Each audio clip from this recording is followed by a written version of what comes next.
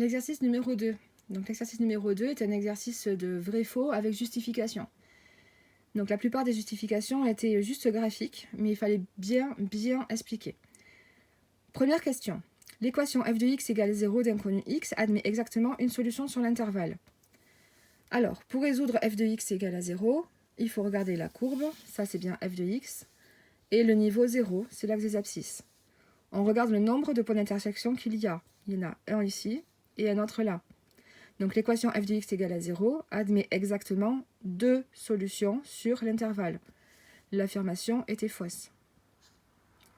Deuxième question. L'équation f' de x égale à 0 d'inconnu x admet exactement deux solutions dans l'intervalle moins 9, 3. Regardons. f' de x égale à 0. Attention, on parle de f' et pas de f. f', il faut penser coefficient directeur de la tangente. Si le coefficient directeur de la tangente est 0, ça veut dire qu'il existerait des tangentes qui sont horizontales. Les tangentes horizontales, elles correspondent au maximum. Ici, il y a une tangente horizontale. Et au minimum.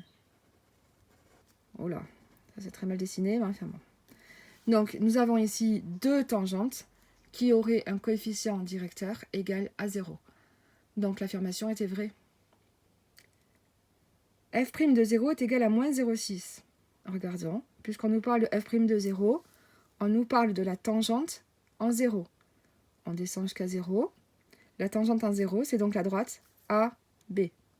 Puisqu'on nous parle de f' de 0, on nous parle de la tangente AB, de son coefficient directeur. Cherchons son coefficient directeur. Donc je rappelle que le coefficient directeur, graphiquement, on le calcule comme ça. On fait YB, YB moins YA, et là, XB moins XA, c'est-à-dire la différence entre les deux. Ici, on a 3. Ici, on a 1, 2, 3, 4. 4 carreaux. Est-ce que ça fonctionne? Est-ce que ça fait bien? Oh non, ça fait pas 4, mais 5, pardon. Et donc, si on calcule, on a bien 3 sur 5, le coefficient directeur. 3 sur 5, ça fait bien 0,6.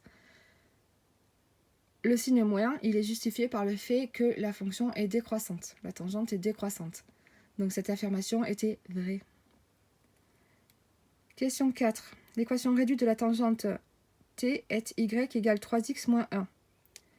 T, on s'aperçoit que c'est la droite dont on vient de parler, c'est la droite AB. On vient de dire à l'instant que le coefficient directeur de cette droite, c'était forcément moins 0,6. Coefficient directeur, moins 0,6, ça ne peut donc pas être 3. Donc cette information est fausse. Question 5. La dérivée de f est positive sur 1, 2. Cherchons l'intervalle 1, 2.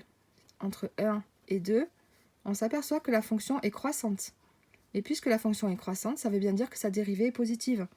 Donc l'affirmation était vraie. Et voilà, au revoir.